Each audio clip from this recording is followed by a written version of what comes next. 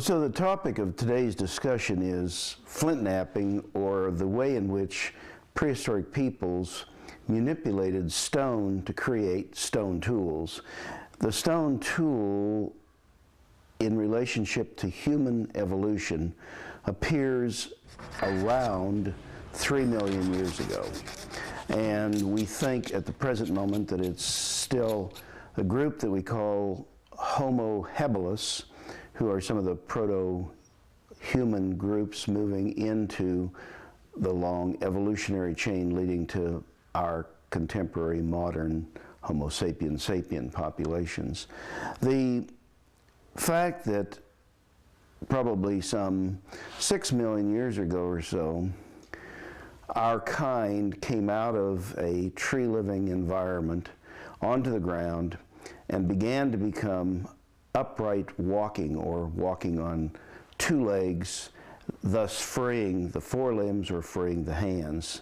That started an incredible evolutionary process which began to allow the creatures to reach out beyond their biological bodies and take up items in nature which could then be fashioned into tools.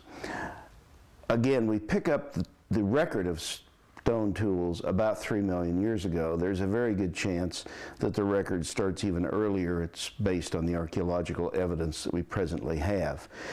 In any case, several things need to be considered when we're talking about stone tools. First of all, you have to have stone or rock, which is flakeable. And so geologically speaking, across the Earth's surface, there are rocks that are formed under a series of different processes geologically which lend themselves to being able to be shaped into stone tools. They all have a base of silica dioxide, so sand basically. You have, from volcanic activity, flows of what become nature's glass, which we call obsidian, and you then have a whole series of other types of processes that become forming the different rock types that are flakeable rocks. Mike, as part of this conference we're having on stone tool material and on sources and so forth, one of the really important things that we've come in really more recent years to be aware of is the extent of caches that occur really across a very broad landscape. And I think that this material that you brought from one that you excavated out in Butte County it's amazing material. It's one of the finest grained quartzites that you can find in the area, even more so than Knife River Flint, in my opinion. It has a beautiful ring to it when you strike it with something. But what's really unique is the distance this traveled from Wyoming up into northern South Dakota. There's a lot of it, and it's, this cache is quite bulky.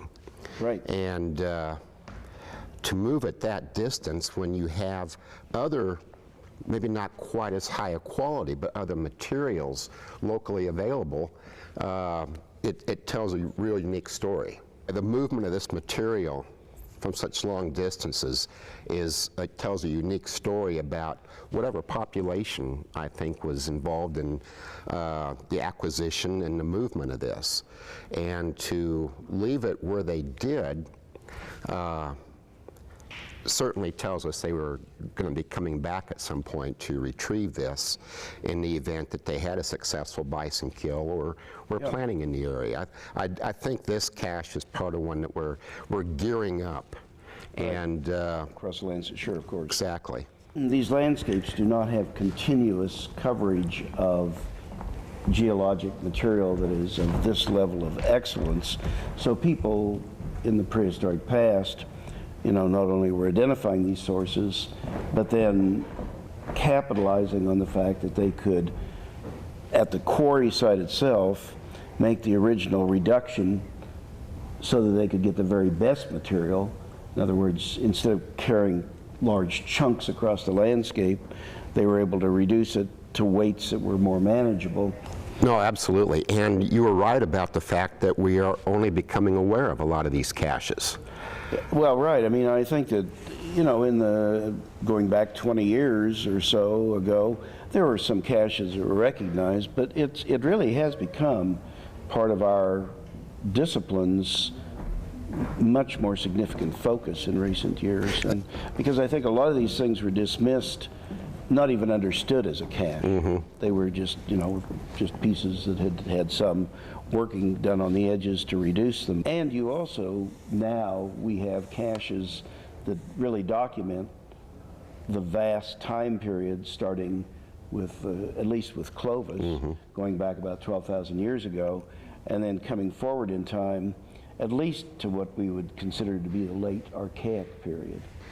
When you come into the village cultures and so on, I don't think you see the treatment of material quite the same way. You begin to, there are vaster numbers of people on the landscape, and I think the trade in stone and so on is taking a different form. And we do see caching in some of the houses, birth lodge houses on the Missouri River, but I think that's more for a personal use, whereas a cache like this is meant to support an entire population of people. Right, yeah. I think I would certainly agree with you. So it's, well, and again, your comment on the distance that this was moved, I think that too frequently the idea is that these people were in just small zones on the landscape and really probably didn't move across great vastnesses of space,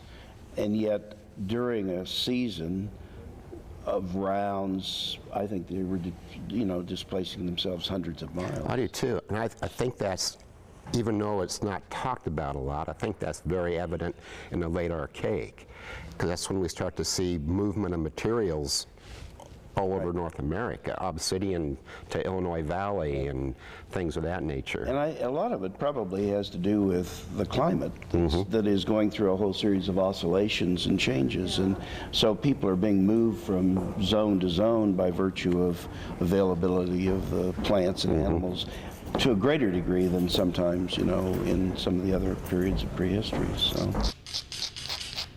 the evolution of, or the consideration of, rock that is flakeable, and these are all siliceous rocks. You start with your densest, most granular crystalline structure rocks, which are quartz. That is, in other words, it grows in crystals, and so it has an internal structure that when it's hit, the force kind of bounces around following the crystalline structure of the rock. A rock which becomes more controlled into being flaked are the quartzites, or the metamorphosized sand or metamorphosized silt materials. We have chalcedonies of various types, which again are formed by crystalline growth. Jasper is a material that is a chert-like or flint-like material. Cherts themselves, chalcedonies, and then finally obsidian. And the way this runs, this at the level of quartz is your densest, most crystalline structure, and it is the most difficult to flake predictably. In other words, each blow you deliver ricochets the material through the material, the shock waves go through the material, so it tends to break on a more irregular pattern. At the other end of that spectrum is obsidian, which is the granular structure of this is at the microscopic level, so this becomes the most predictable to flake. So that it's very important to understand that without these flakeable materials in nature, stone tools would not have been something that humans could have evolved into making. The other thing that we need to know is that the earliest stone tools that are created were literally created by striking a rock against a rock. And so I have here an example from 500,000 years ago from a cave in China called chokutien, where what you literally have is a river cobble that has been hit with another river cobble to remove a series of flakes. This is associated with a site at which we find the Homo erectus populations. And again, it's something that is shaped very little. However, by breaking this rounded cobble, you create a very jagged, sharp edge. You also create a secondary set of flakes that you're taking off. So both this piece becomes a very heavy chopping tool for massive tasks, chopping fiber material, chopping wood, chopping meat, breaking the ligaments in the animals that you're butchering. It also is the case that by taking the individual flakes, you had sharp edges that did not exist in nature.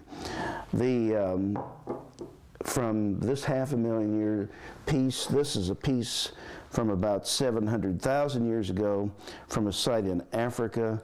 Again, it's a piece that has had the margins just barely flaked. It's probably, again, associated with Homo erectus populations. By a couple 100,000 years ago, these are what have evolved from being a chopping tool into what we call a hand axe. And the hand axe, the point about all of these is, as you're removing flakes from the margins, you're thinning it in cross-section. And it's the thinner cross-section that gives you the sharper edge and gives you possibilities for greater applications in butchering, in plant fiber removal, and you can also use it very effectively for digging roots and so on. So this becomes the tool that is leading us toward today's modern technologies. So what we're really talking about in breaking rock, each time you strike a piece, you have a point of impact, which is your striking platform area. This is a cobble of obsidian, and when you strike it, it forms a flake, which is removed. So you have then two parts of this. You have the flake, the negative scar left when the flake is removed, and you have the flake itself with a positive bulb of percussion, as we call it. So if you think about this as a cone shape, because the way in which shock waves enter the rock, which is the same way shock waves enter water or enter the air, you have a point of origin which then expands out. That is called the Hertzian cone, after German physicist Hertz, who was actually describing radio waves going through the air and expanding out. If you think about throwing a pebble in a creek and the concentric rings that go out, that's exactly what you're seeing, is the rings of force. So here you can then see that by striking this rock at this position, you're removing this cone. Part of the force stays in the rock, and part of it is actually out here, outside the rock itself. So you hit it, and it removes this. That is the principle that underlies all of humankind's time on Earth as a tool-making creature, shaping rock completely.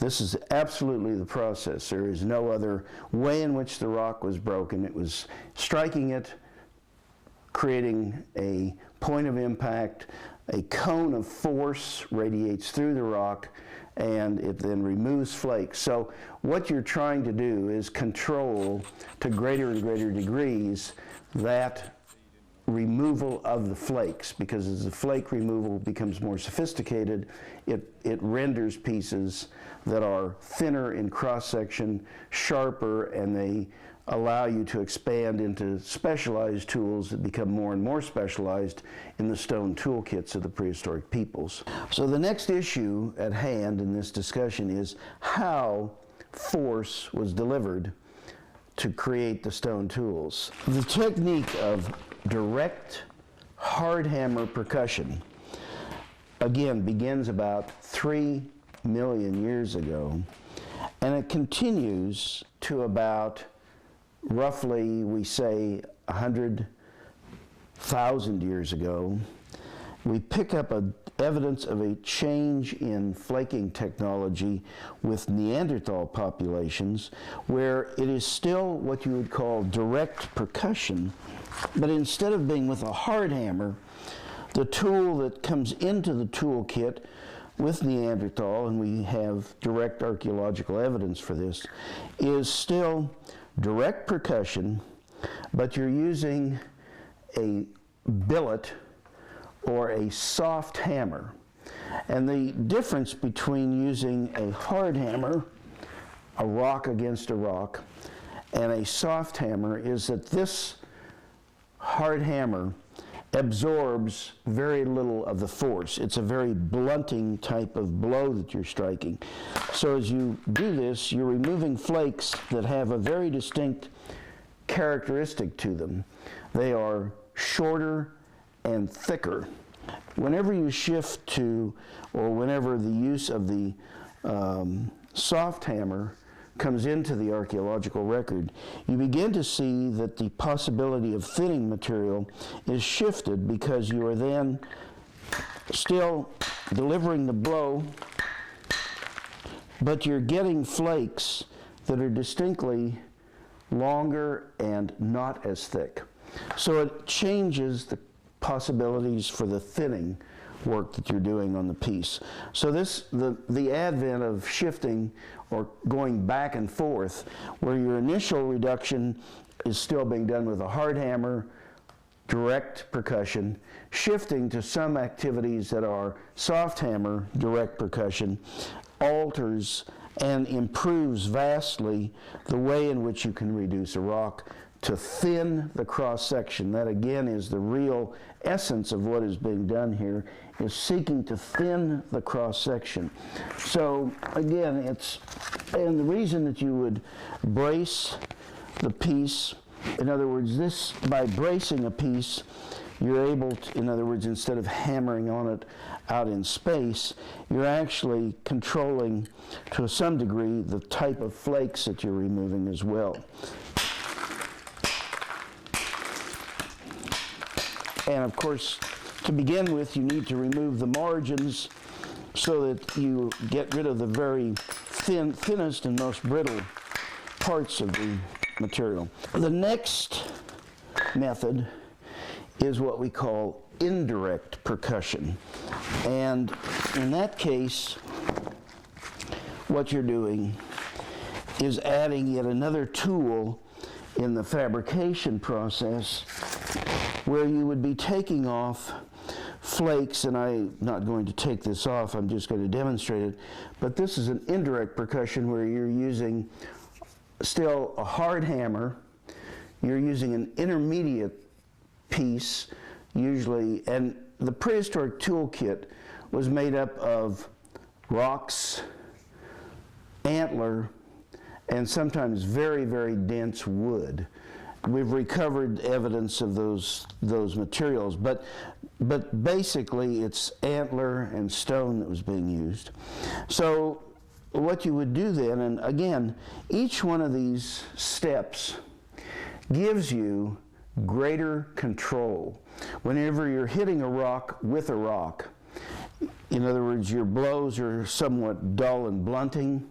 When you add the use of a billet, you have then, a situation where you're getting more accuracy as to where you wish to strike this, because of course what you're developing as a skill set is both the amount of pressure that you're adding, the amount of force that you're adding, and you also are placing the blows as accurately as possible. What happens when you add indirect percussion by using a punch, what you then do is you can set the piece exactly where you want to hit it, and then by striking it, take off flakes, in other words, by the indirect percussion method. The next type of reduction then, after you've reduced a piece with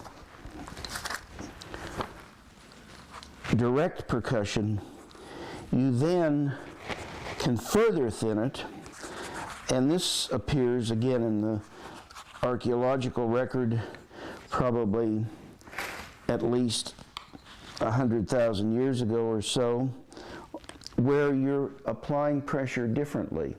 This is doing pressure flaking, and the pressure is being applied instead of through direct percussion. The technique is called indirect percussion. So what you're again using is an antler tine, and you're taking the piece, a flake that you've taken off, and you're thinning it further by pressing in and down. And so in that case, you're again distorting the cone so that you're getting much thinner flakes and much longer flakes.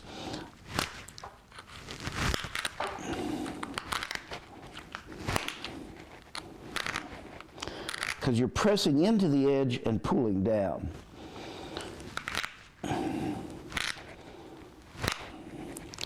Very different sound associated with this.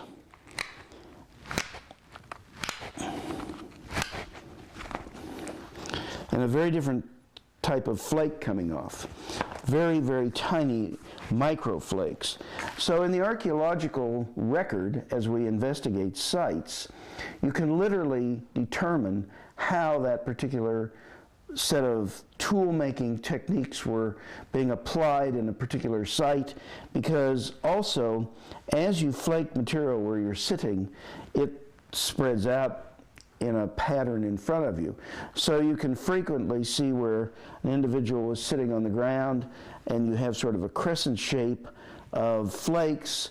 The earlier flakes are thicker, denser flakes. They frequently have the cortex of the rock on it. In other words, the outer part of the rock surface is called the cortex. It would be the stone before you've removed any flakes from it. So you have what are the flakes that are called your,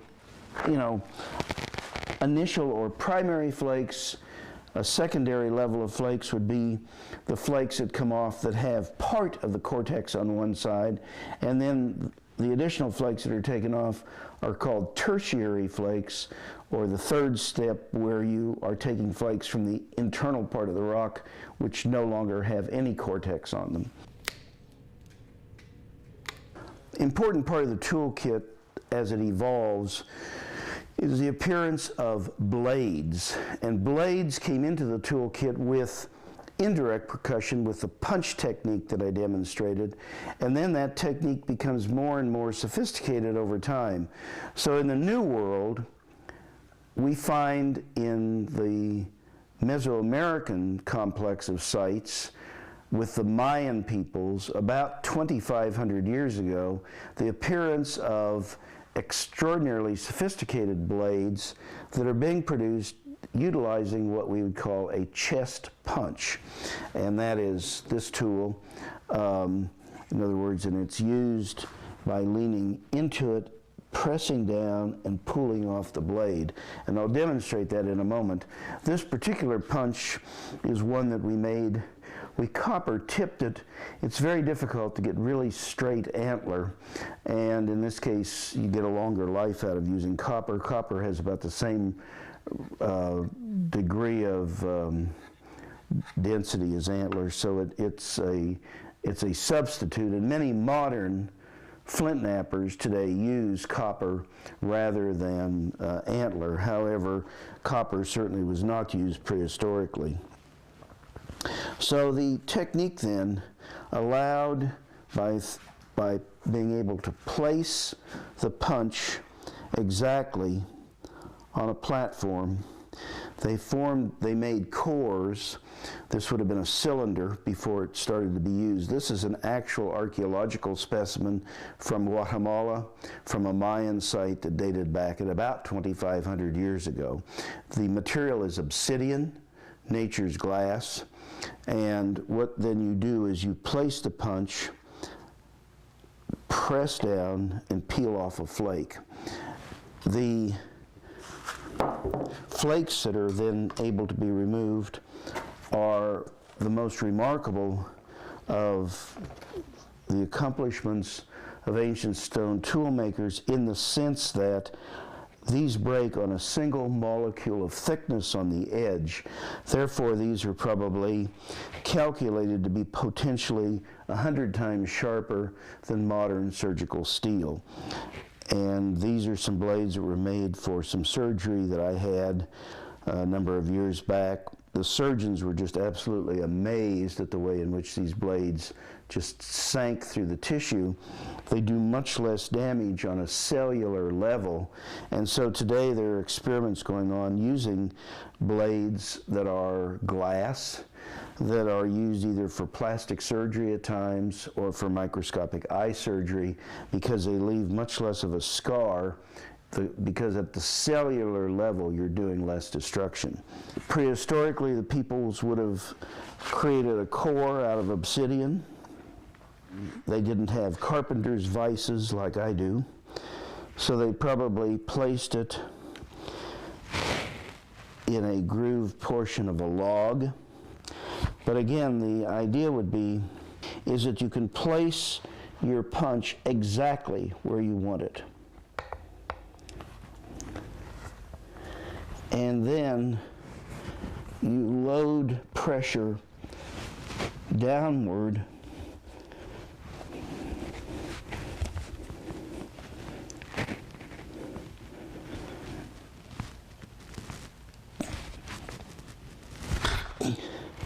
So this is the result of that punch technique. You can see that there's a very, very fine bulb of percussion.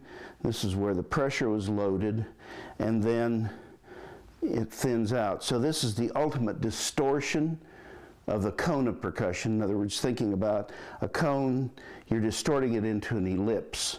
And again, this is the ultimate in level of control that you could gain, and that on the edge is a single micron. Prehistorically, the people were working with hides that were fresh hides. This is a chemically tanned hide.